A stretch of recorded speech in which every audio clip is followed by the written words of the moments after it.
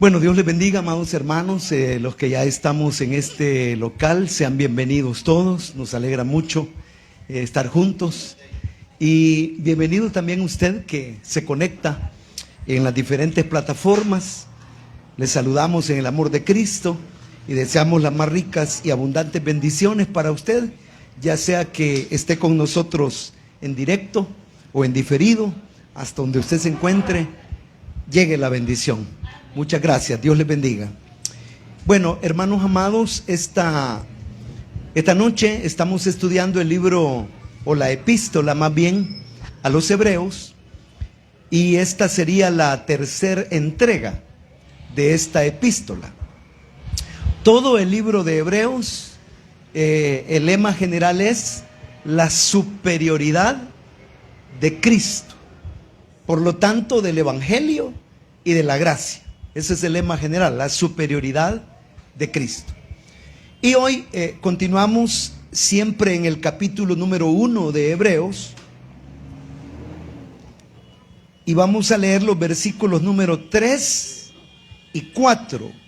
Leo en el nombre del Padre y del Hijo y del Espíritu Santo, dice así: el cual, siendo el resplandor de su gloria y la imagen misma de su sustancia, diga sustancia, sustancia, y quien sustenta todas las cosas con la palabra de su poder, habiendo efectuado la purificación de nuestros pecados por medio de sí mismo, se sentó a la diestra de la majestad en las alturas, hecho tanto superior a los ángeles, cuanto heredó más excelente nombre que ellos.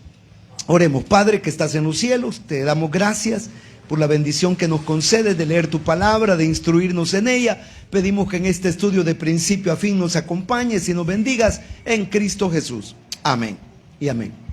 Puede tomar su asiento y usted présteme su atención. Tal y como lo hemos anunciado el día de hoy, la doctrina y el tema que vamos a abordar es la hipóstasis de Cristo. Así lo hemos anunciado, ¿verdad? La hipóstasis, aunque en la práctica vamos a hablar un poco también de la encarnación y también de la hipóstasis de nuestro Señor Jesucristo. Bien, la palabra que en la lectura pedí que volviésemos a repetir para enfatizar es la palabra sustancia. Resulta que en el griego hay varias palabras y una de ellas es homoiousios. Dígalo conmigo, homoiousios. Y la palabra homoiousios significa de la misma sustancia. Entonces lo que estamos hablando, o lo que el escritor a los hebreos está diciendo, es que Cristo es de la misma sustancia que el Padre. El Hijo y el Padre comparten una misma sustancia. Y por compartir esa misma sustancia, el escritor a los hebreos no tiene reparo en afirmar de una manera maravillosa que Cristo es el esplendor de su gloria. Juan dijo de la siguiente manera: en el principio era el Logos. Logos es la palabra griega que define al Cristo preexistente. Y dice, en el principio era el Logos, que en nuestra Biblia ha sido traducida verbo. A mí me gusta más la traducción palabra, porque Logos significa palabra y se interpreta como la palabra vivificante de Dios. En cambio, verbo es simplemente una palabra que define una acción. Pero Cristo no solo actúa, sino que vivifica. Es la palabra vivificante. Por eso me gusta más la traducción por palabra que por verbo. Así que en mi Biblia le tacho verbo y pongo palabra. Gloria a Jesús. Es traducción nada más, hermano. No estamos afectando absolutamente nada.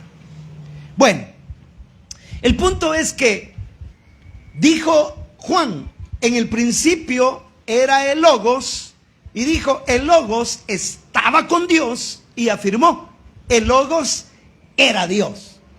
El Logos era Dios. Ahora bien, ese Dios que habitaba en el principio, ese Logos que compartía la misma sustancia con Dios, también estaba en el principio. Y Efesios capítulo número 1 y versículo 4, si mal no estoy, dice que nosotros fuimos elegidos en Él desde antes de la fundación del mundo. Es decir, Cristo, el Logos eterno de Dios, compartía la sustancia divina, la deidad, y en ese momento se efectuó el plan de salvación. Ahora, si yo le pregunto a usted cuál en la Biblia es el primer versículo que contiene la primera profecía mesiánica, ¿cuál me diría? Primer versículo, que no funcione la neurona. ¿Cuál es el verso que tiene la primera profecía mesiánica? Génesis capítulo 3 y versículo 15. ¿Qué dice Génesis 3:15? Ahí dice, pondré enemistad entre la simiente de la mujer y la simiente de la serpiente. La simiente de la serpiente herirá el calcañar y la simiente de la mujer le aplastará la cabeza a la simiente de la serpiente. Ahora, esta profecía nos hablaba ¿de qué? De Cristo. Dicho sea de paso, ahí mismo en Génesis, fíjense que Caín se levanta y mata a Abel. Pero luego Dios dice, le da a Adán y Eva otro hijo y le ponen por nombre Set. Pero dice ahí claramente en Génesis, si usted me permite, vamos rapidito, no me gusta mucho andar buscando en vivo las citas para no gastar demasiado tiempo. Pero en el capítulo número 4 y versículo 25 dice, conoció de nuevo Adán a su mujer, la cual dio a luz un hijo y llamó su nombre Set. Porque Dios, dijo ella, me ha sustituido otro hijo en lugar de Abel, a quien mató Caín. Es decir, cuando Dios dijo, pondré enemistad entre tu simiente y la simiente de la mujer, está hablando que por medio de la mujer habría de venir una línea genealógica de varias generaciones, y de esa línea habría de nacer aquel que le iba a aplastar la cabeza a la serpiente, es decir, a Satanás. En otras palabras, Génesis 3:15 está hablando de la línea mesiánica de Cristo. Ahora, esa línea venía en Abel. Nosotros en nuestras Biblias leemos cuando Dios reclama a Caín y le dice, la voz de la sangre de tu hermano clama a mí desde la tierra. En el hebreo la palabra es plural, la voz de las sangres, refiriéndose a toda esa concatenación genealógica de generaciones que habrían de llevar a Cristo. Ahora, Eva tiene la percepción espiritual y ella tiene la convicción revelacional y dice, en este hijo Set, Dios está sustituyendo la línea genealógica por medio de la cual ha de venir el Cristo.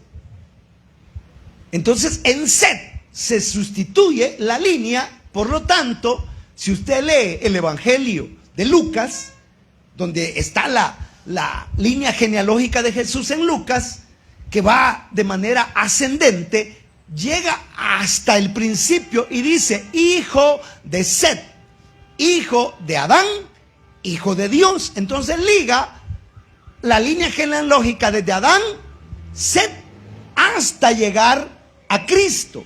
En otras palabras, estamos ligando a Cristo con Adán. ¿De acuerdo? Ahora, Pablo en el capítulo número 5 de Romanos nos hace una comparación entre dos personajes que Pablo define como el primer Adán y el postrer Adán. Y dice Pablo que en el primer Adán, que es el primer hombre, el hombre creado por Dios, marido de Eva, de la cual desciende toda la raza humana, dice que en el primer Adán todos morimos. En el primer Adán perdimos la vida. En el primer Adán cosechamos el fruto de la desobediencia. Pero luego cuando habla del postrer Adán, dice que en el postrer Adán, ese postrer Adán es Cristo. Y dice, en el postrer Adán todos somos vivificados. En el primer Adán morimos, en el segundo Adán vivimos, somos vivificados. En el primer Adán caímos, en el segundo Adán nos levantamos. En el primer Adán cosechamos condenación y en el postrer Adán cosechamos ¿qué? Salvación y vida eterna. Entonces era necesario que aquel logos, aquel verbo, se hiciera carne. Se hiciera carne. Ahora, en esto, hermanos, han existido históricamente muchas herejías en relación a las naturalezas de Jesús. Porque nosotros afirmamos, y no nos cuesta decir, creo que ya lo hemos dicho más de una vez, que Cristo es verdadero hombre. Amén. Cristo es verdadero hombre. Pero también Cristo es verdadero ¿qué? Dios. Bueno, pero la pregunta es, ¿y entonces cuando nació? ¿Era Dios o era hombre? Fíjense que existen herejías, como el caso de los ebionitas y de los arrianos. El ebionismo y el arrianismo negaba la naturaleza divina de Jesús. Es decir, que tanto el ebionismo como el arrianismo creen que Jesús fue hombre. En otras palabras, si fue hombre, verdaderamente era hijo de José y de María. O sea, niegan totalmente la concepción virginal, niegan totalmente la encarnación sobrenatural del Logos eterno, y por lo tanto, ellos dicen, no, Jesús fue un hombre común y corriente. Lo que pasa es que por elección divina alcanzó gracia, comprendió la soberana vocación, se consagró para Dios, y entonces aquel hombre, ya en el transcurso de la vida, fue absorbido por la divinidad. En otras palabras, para los ebionitas y para los arrianos, Jesús nace hombre y en el camino se convierte en Dios. Mire cómo es la cosa. Pero esa es una herejía. Y de hecho existe hoy en día en nuestro medio todavía vestigios de una religión que enseña que todos los seres humanos tenemos el potencial de convertirnos en Dios. Terrible, ¿no? Entonces enseñan que si nosotros seguimos sus preceptos, sus enseñanzas, sus doctrinas, si aceptamos todo su credo y lo practicamos y morimos en esa esperanza, me dan ganas de decir el nombre de esa religión, pero vamos a hacer un poquito caso a la ética. Los mormones, vea, se me fue. Pero ellos son los que dicen así, ¿verdad? Que las personas, si se portan bien y si cumplen con todos sus preceptos, hay perdón por la ética, si cumplen, van a llegar a ser dioses. Entonces imagínense qué locura, hermano. O sea, creen que ellos pueden llegar a ser dioses. Piensen un momento, esa es una locura mayúscula y monumental. Si está comprobado a través de la historia que el hombre solo puede reproducir, ¿qué? El mal. Y no dice, allá Génesis, y vio Jehová desde los cielos que el designio del corazón del hombre era de continuo al mal. Y en el Salmo 14 dice el necio en su corazón, y no hay justo ni aun uno, no hay quien entienda. Jehová miró sobre los hijos de los hombres para ver si había un entendido que buscara a Dios, y todos se descarriaron y cada cual agarró por su camino. Y Romanos 3:23, por cuanto todos pecaron y están destituidos de la gloria de Dios. Entonces, es una locura pensar que un ser humano un día se va a convertir en Dios. Pero los ebionitas y los arrianos, al creer que Jesús nació hombre y que en el camino la divinidad lo absorbió, están casándose con esa doctrina herética, diabólica, absurda, de que el hombre se convierta en Dios. Ahora, supongamos que los ebionitas y los arrianos tienen la razón y que Jesús nació de la relación entre José y María y murió por nosotros en la cruz del Calvario. ¿Qué pasa con esa postura? Que la muerte, el sacrificio de Cristo, queda sin sentido, sin efecto. ¿Por qué? Porque en la cruz del Calvario murió un hombre con naturaleza pecaminosa y pecadora y humana. Es decir, murió un tamagás por el tamagazal, ¿no? Murió allá en la cruz del Calvario un malo por otros malos. Entonces, no tiene sentido. Entonces, ebionitas y arrianos erran cuando enseñan que Jesús nació simplemente hombre. Ahora, existe otra cuestión, y es el docetismo. Otro punto de vista errado. El docetismo dice que Jesús verdaderamente es Dios, pero que Jesús nunca fue hombre. ¿Cómo la ve?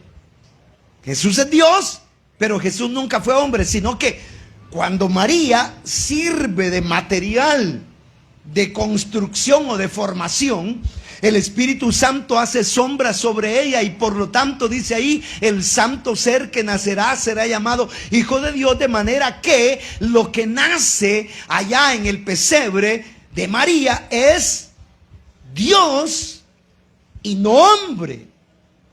Entonces, ahí tenemos lo contrario.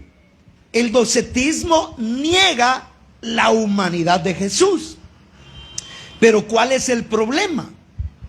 El problema es lo que dijimos allá en Romanos 5, que Pablo habla del primer Adán y del postrer Adán.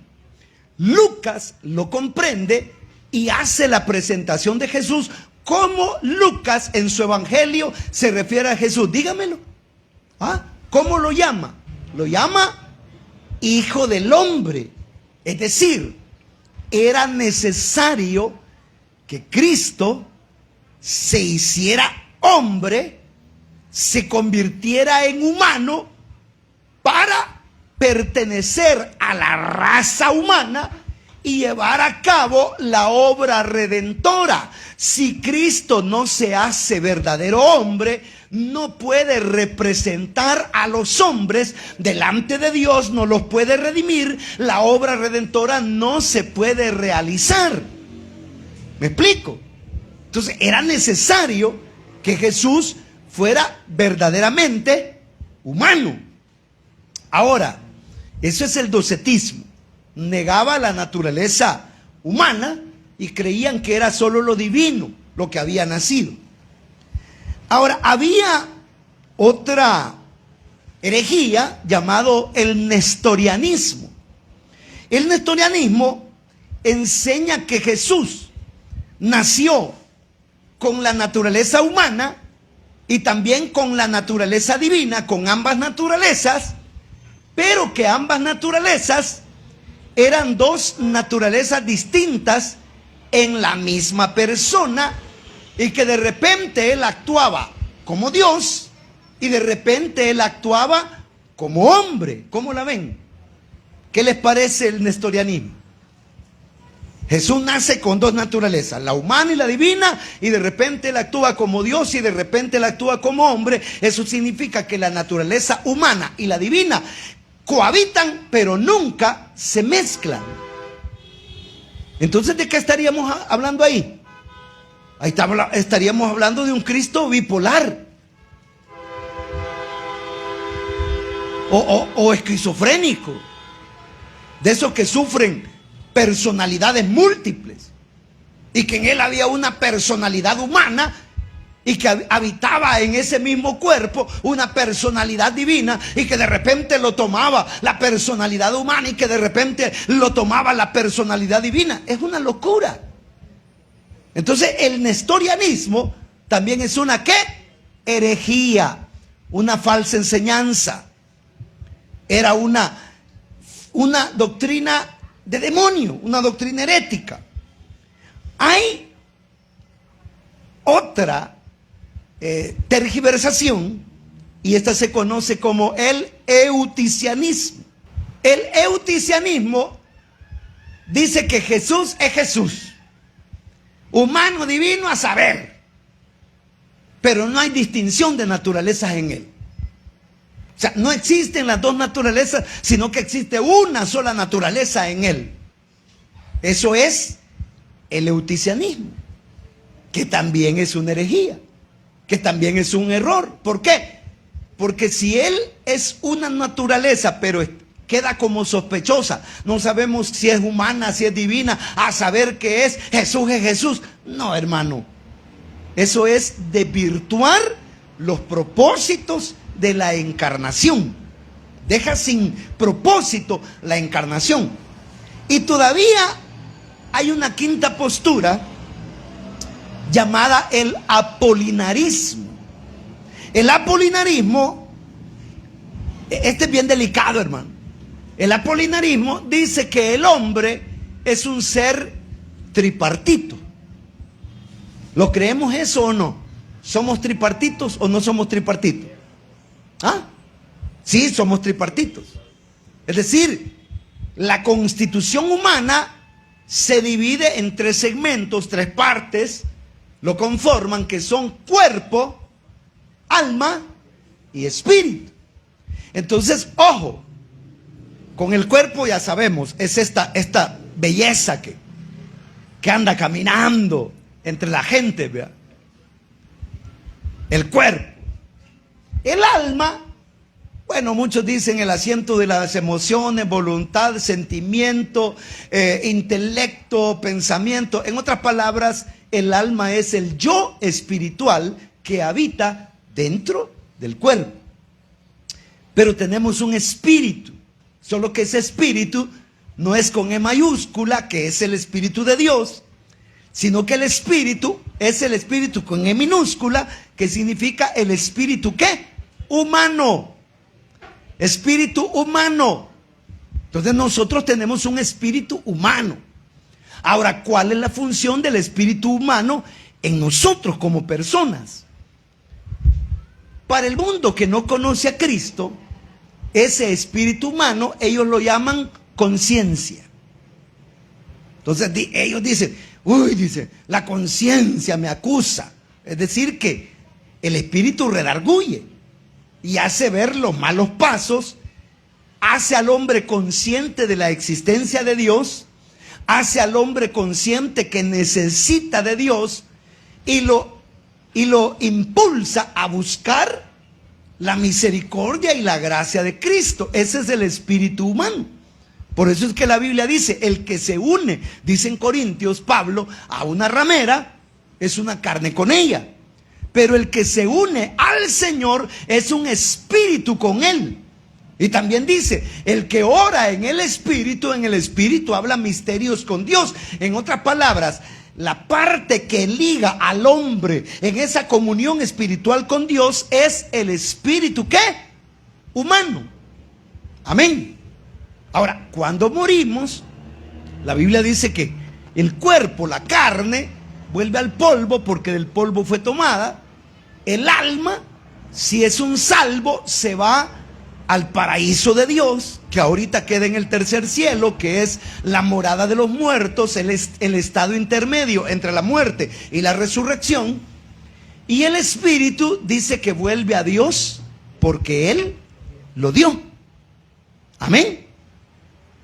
Entonces, el apolinarismo dice que Cristo tenía cuerpo humano, tenía alma humana, pero en lugar de espíritu humano, en el lugar donde debía habitar el espíritu humano, habitaba la deidad de Cristo, es decir, la deidad del Logos eterno. En otras palabras, el Logos eterno se convirtió en el espíritu de Jesús.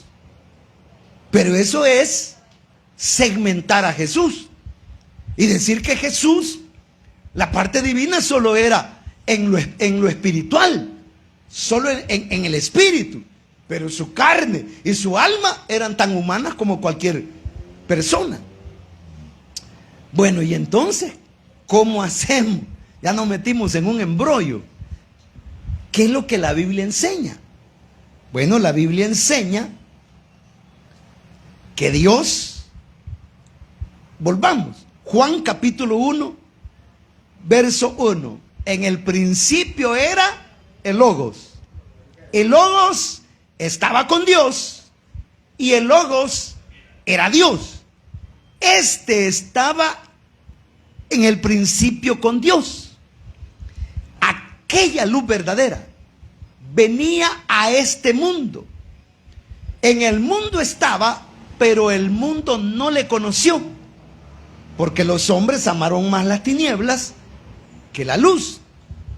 Entonces, esa luz verdadera que vino es precisamente la encarnación de Logos eterno.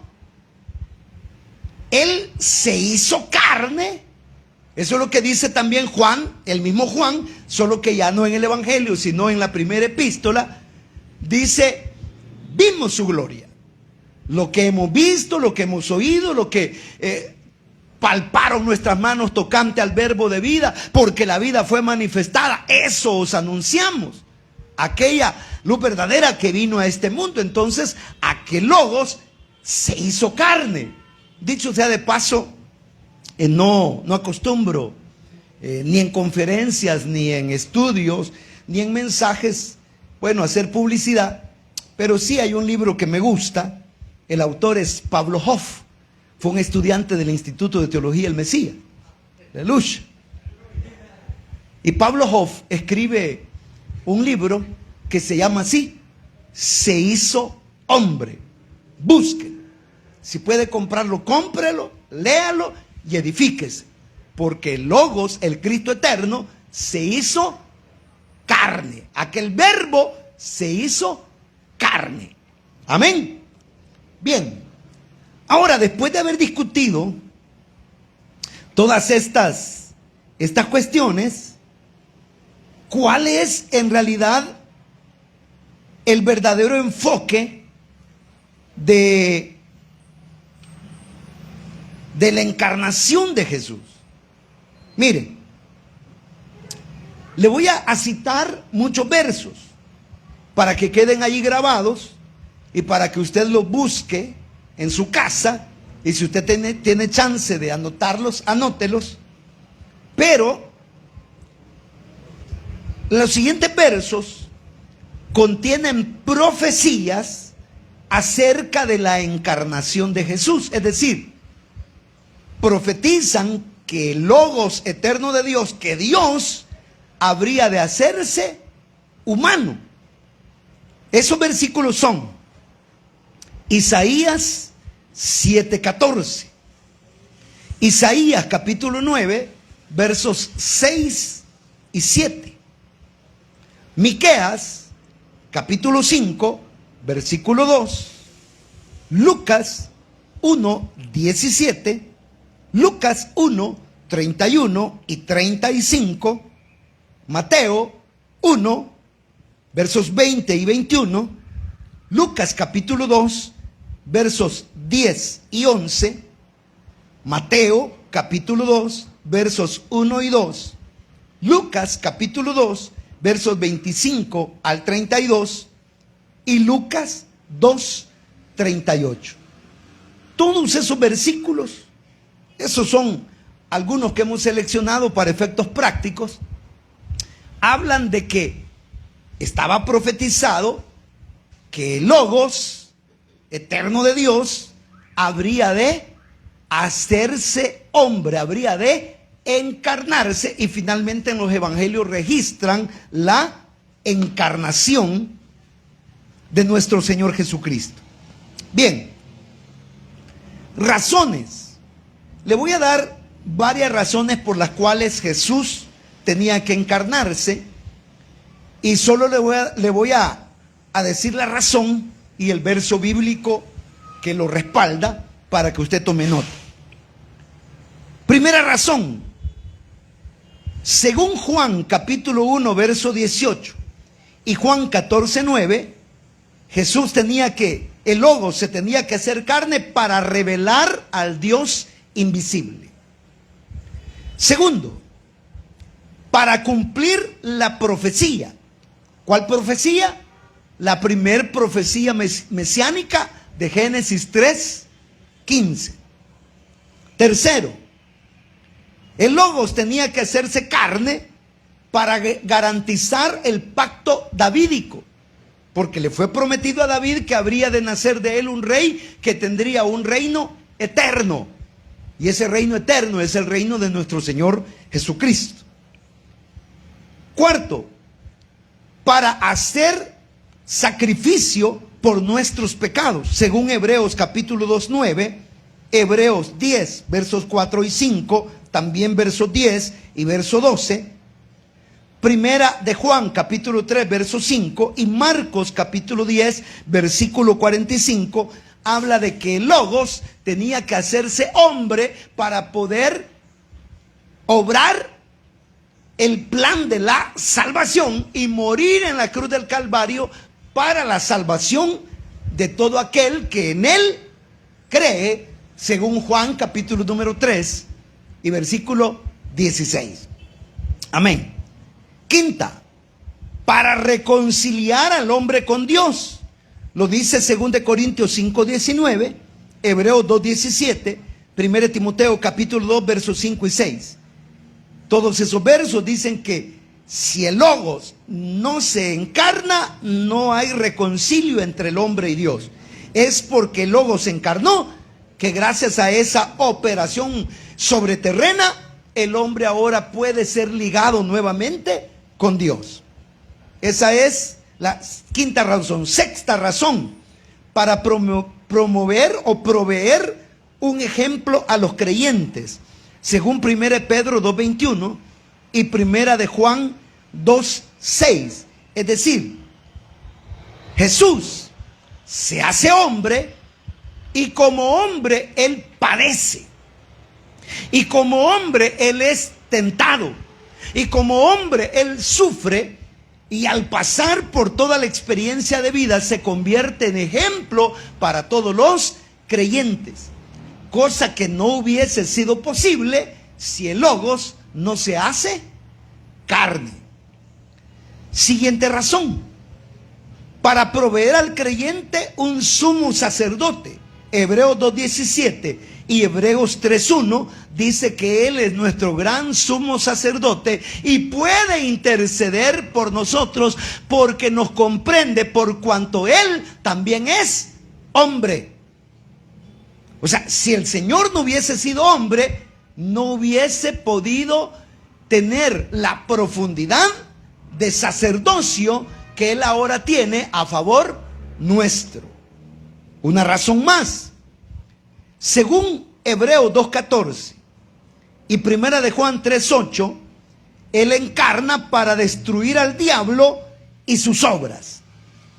Mire, se hace el Logos, se hace carne, y con ese milagro de la encarnación y posteriormente la resurrección, destruye a Satanás y todas las obras del mal. Romanos 5:12, si usted lo lee, Jesús es el Logos hecho hombre, hecho carne, para que la humanidad pueda escapar de una maldición histórica. Es decir, la maldición del pecado desde Adán en adelante, pero ahora con Jesús como la encarnación de ese Logos eterno de Dios hecho hombre. Jesús muere en la cruz del Calvario y nos libra de toda maldición.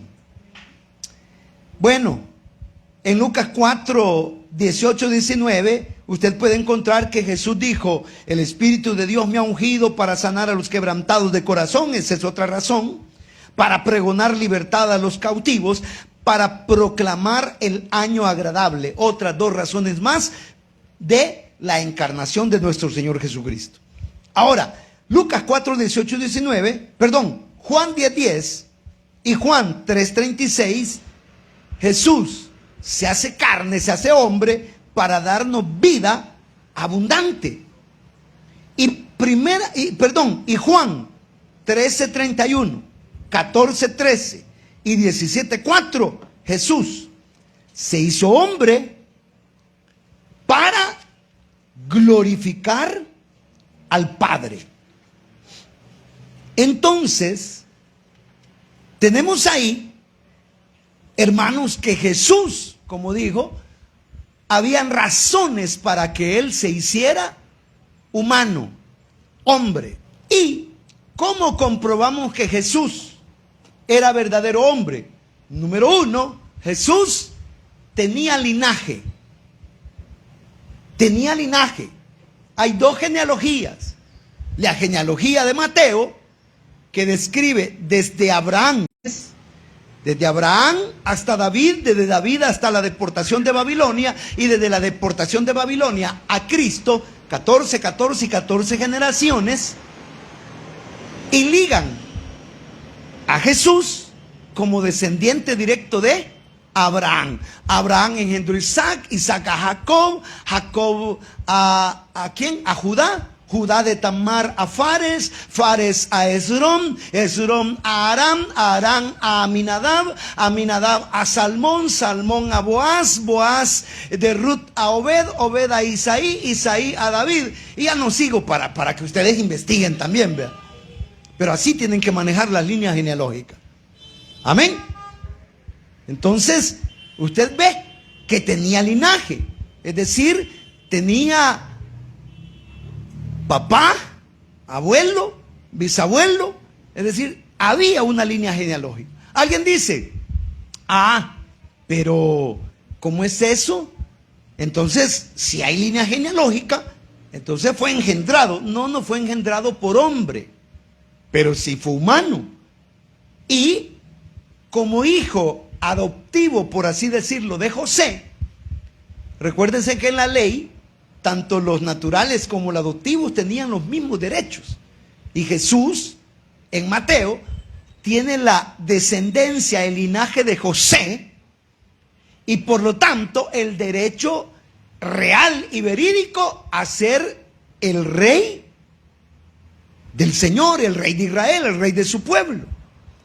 Pero Lucas ofrece la genealogía, no de José, sino la de María. ¿Por qué? Porque Mateo lo que quiere es ligar a Jesús al trono. Pero Lucas quiere ligar a Jesús a la obra redentora, al cumplimiento de la primer promesa. Ligar a Jesús como la simiente de la mujer. Y por eso ofrece la línea genealógica ¿de quién? De María. Amén. Ahora, tenía linaje. Segundo, hay fecha de nacimiento. De hecho, ahí están los evangelios narrando los pastores, Belén, el pesebre y toda esa historia. Entonces Jesús tuvo una fecha ¿de qué? De nacimiento. ¿Qué más? Tenía cuerpo, alma y espíritu humano. El cuerpo, Mateo 26:12. En ese verso y en otros versículos se deja ver que Jesús En su cuerpo se cansaba, se fatigaba. Era un cuerpo normal, como todo ser humano. En Juan 12:27 y en Mateo 26:38, Jesús tiene alma. Y muchas veces Jesús se refirió a su alma y dijo: mi alma está angustiada hasta la muerte. Lo dijo allá antes de irse a Getsemaní. Entonces tenía alma. Y cuando muere, Marcos 2:8 y Lucas 23:46, habla de que tenía espíritu. Él dijo: en tus manos encomiendo mi espíritu. Entonces Jesús tenía cuerpo, alma y espíritu. En otras palabras, como cualquier ser humano, era un ser tripartito, cuerpo, alma y espíritu, y era verdadero hombre. Luego, la humanidad de Jesús ya había sido determinada desde antes de la fundación del mundo. Según Efesios capítulo 1, versos 4 al 7, Efesios 3:11 y Apocalipsis 13:8, que usted lo lee en su casa, Jesús era un hombre.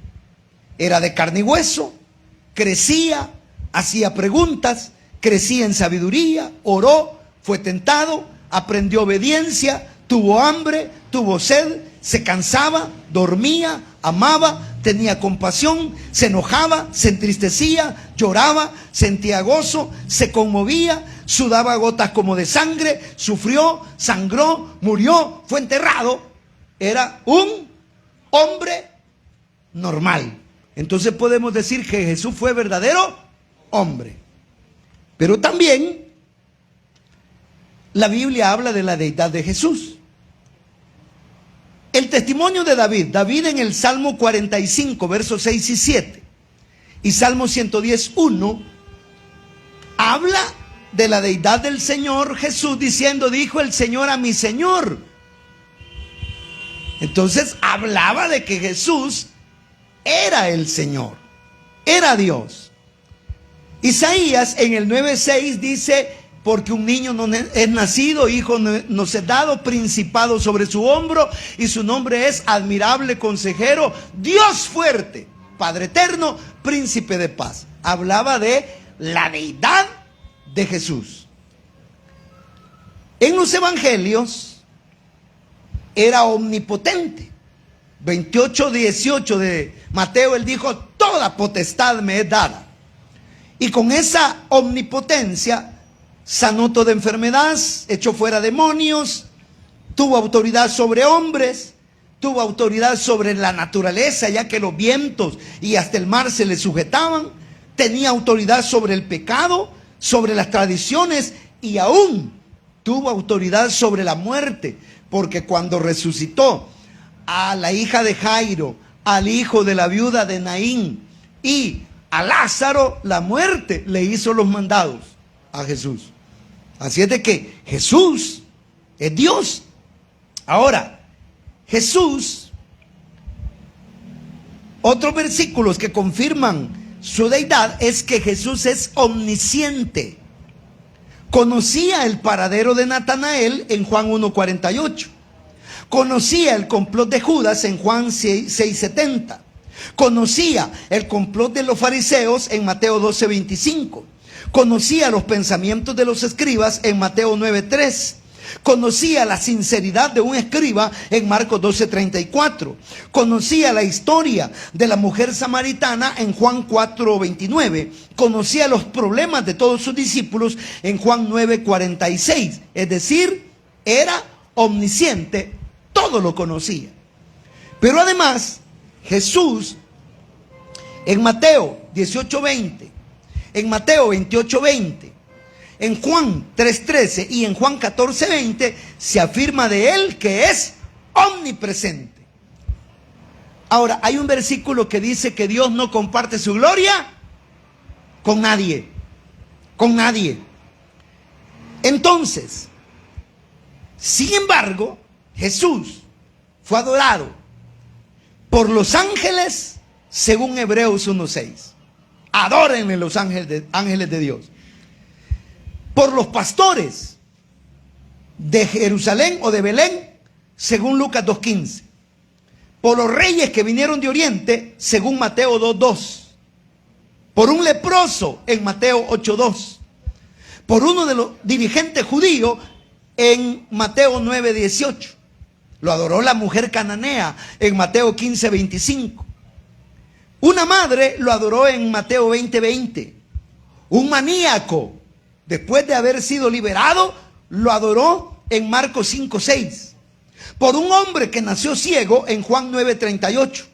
Por Tomás en 20:28 lo adoró diciendo, ¿cómo le dijo? Dios mío, le dijo. Amén. Por unos griegos en Juan 12:20 al 21, y fue adorado por los apóstoles en Mateo 14:23 y en Mateo 28:9. Aparte, en su omnipresencia todo lo puede y perdona pecados en Marcos 2:5. Juzga en Juan 5:22. Salva en Mateo 18:11. Amén. O sea, ese es el testimonio de la deidad.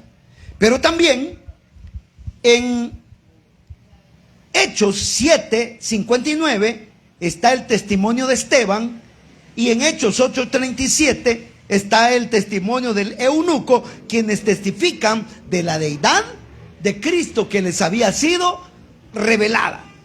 Y en las epístolas, Pablo dice que Jesús es Dios en Gálatas 2:20, en Colosenses 1:15 al 17, en Colosenses 2:9, donde dice que en él habita corporalmente la plenitud de la deidad, en 1 Timoteo 3:16, en Tito 2:13. Pedro afirma que Cristo es Dios en 1 Pedro 3:22 y en el 1:17. Judas en el versículo 25 afirma que Jesús es Dios.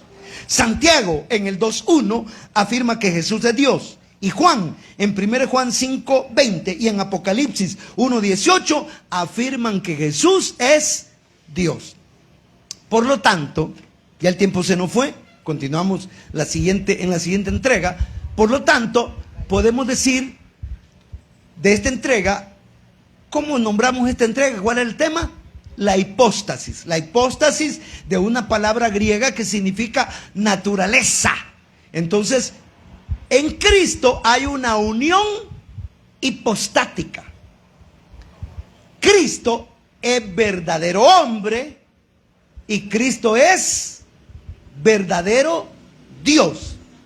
Existen dos naturalezas en Jesús, y esas naturalezas en su nacimiento venían entrelazadas. Son dos naturalezas distintas, pero están ahí en una sola persona. No son dos personalidades en un hombre, es un hombre, Cristo Jesús, que tiene la naturaleza de hombre por cuanto fue nacido de mujer, y tiene la naturaleza divina por cuanto el Espíritu de Dios hizo sombra sobre María. Amén. Entonces, Cristo tiene dos naturalezas. Es verdadero hombre y verdadero Dios. Amén. Cristo es hombre desde que nació, pero también es Dios. Jesús es Dios desde que nació. Antes de nacer era el Logos eterno de Dios. Ese Logos se encarnó y Cristo es verdadero Dios. Entonces, esa es la hipóstasis, la unión de las dos naturalezas de Cristo, naturaleza divina y naturaleza humana, en un único ser. No existe ni existirá un ser como Jesús.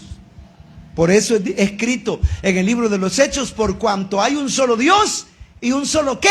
Mediador entre Dios y los hombres, que dice Jesucristo, hombre. Amén. Entonces Jesús es Dios y Jesús es hombre. Amén. Oremos. Padre que estás en los cielos, te damos gracias por esta noche, este estudio de tu palabra. Te pido, Señor, que bendigas a cada uno de los que han escuchado este estudio y que podamos repasar cada verso citado. Lo hicimos así para que cada uno, Señor, tenga el chance de ir a su casa, buscar cada cita bíblica, repasar para la gloria de tu nombre y alimentar su fe. Padre, ahora gracias.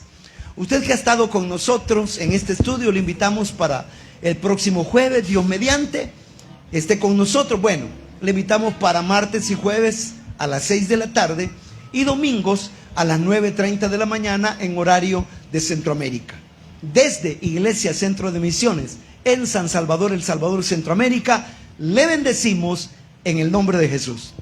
Dios le bendiga.